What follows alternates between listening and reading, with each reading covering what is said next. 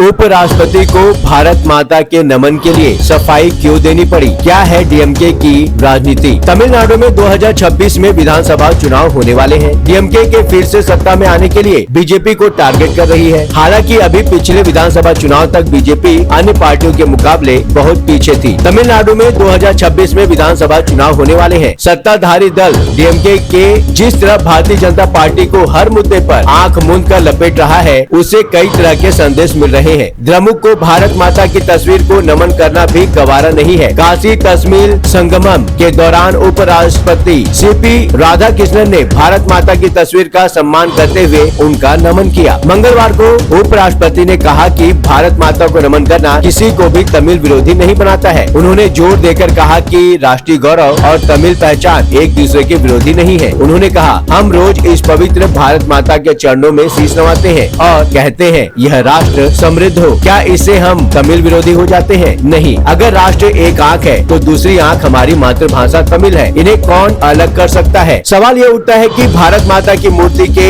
नमन करने पर सफाई देने की नौबत आखिरकार क्यों आ गई? दूसरा, क्या डीएमके भारत माता का विरोध करता है? एक सवाल यह भी है कि क्या डीएमके को आने वाले विधानसभा चुनाव में इस प्रकरण में राजनीतिक लाभ की गुंजाइश दिख रही है? द्रविड़ मुनेत्र कड़गम यानी कि डीएमके को उपराष्ट्रपति का भारत माता की तस्वीर रास नहीं आती। पार्टी के विचारक, प्रवक्ता और सहयोगी संगठन इसे उत्तर भारतीय संस्कृति का थोपना और तमिल अस्मिता पर हमला करार देते हैं। डीएमके की प्रतिक्रिया मुख्य रूप से द्रविड़ विचारधारा से जुड़ी है, जो आर्य संस्कृत प्रभाव और राष्ट्रीय प्रतीकों जैसे कि भारत माता को उत्तर का थोपना मानती है। 2 साल पहले तमिलनाडु के विरुधुनगर जिले में पुलिस और प्रशासन की टीम ने भाजपा कार्यालय में रखी भारत माता की मूर्ति को हटा दिया था। तमिलनाडु के तत्कालीन भाजपा अध्यक्ष के अन्नामलाई 2 दिन बाद इस मूर्ति का अनावरण करने वाले थे। मूर्ति हटाने वाले अधिकारियों का कहना है कि मूर्ति बिना प्रशासन की अनुमति के रखी गई थी। वहीं अन्नामलाई ने कहा था कि डीएमके की भ्रष्ट सरकार में पार्टी को अपनी जमीन पर भारत माता की मूर्ति लगाने का भी अधिकार नहीं है। डीएमके प्रवक्ता टीआरबी राजा ने एक बयान में कहा था कि काशी तमिल संगमम जैसे कार्यक्रम बीजेपी द्वारा तमिल संस्कृति का राजनीतिक उपयोग है। भारत माता की पूजा हिंदुत्व का प्रतीक है, जो तमिल की स्वतंत्र पहचान को कमजोर करता है। उनका कहना है कि तमिलनाडु में थाई मन्नू यानी कि मातृभूमि या तिरुवल्लुवर जैसे प्रतीक अधिक प्रासंगिक है, न कि उत्तर से आया भारत माता जैसे प्रतीक। डीएमके के एक नेता ने सोशल मीडिया पर टिप्पणी की कि हमारी तमिल पहचान तिरुकुरल है, तिरुकुरल और संगम साहित्य में है, न कि किसी आर्य प्रतीक में। उन्होंने इसे बीजेपी की सांस्कृतिक साम्राज्यवाद करार दिया, जो तमिलनाडु को उत्तर के अधीन दिखाने की कोशिश है। द्रमुक चाहे जो कहती रहे, पर तमिल सिनेमा और साहित्य में भारत माता की अवधारणा का चित्रण तमिल अस्मिता और द्रविड़ गौरव के बीच जमकर होता रहा है। तमिल साहित्य और फिल्में मुख्य रूप से तमिल माता या तिरुवल्लुवर जैसे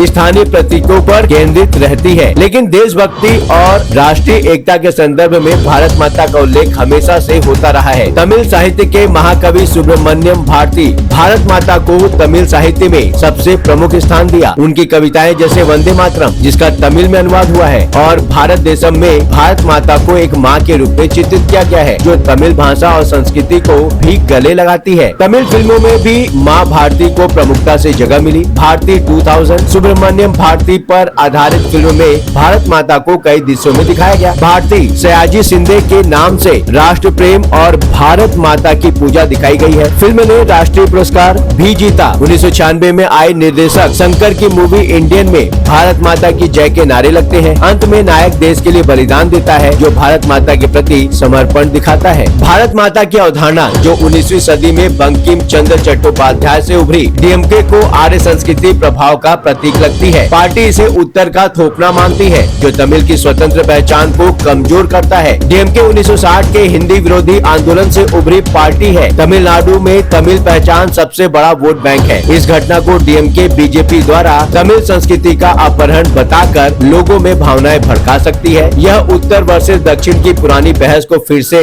जगा सकता है, जो डीएमके के लिए फायदेमंद हो सकता है। 2024 में बीजेपी ने तमिलनाडु में 10% से ज्यादा वोट शेयर हासिल किया। काशी तमिल संगमम जैसे कार्यक्रम बीजेपी को तमिलनाडु में घुसने का मौका देते हैं। डीएमके इसे बीजेपी की सांस्कृतिक साजिश बताकर बीजेपी को एंटी तमिल दिखा सकती है। यह डीएमके के लिए बीजेपी के विस्तार को रोकने का हथियार बन सकता है।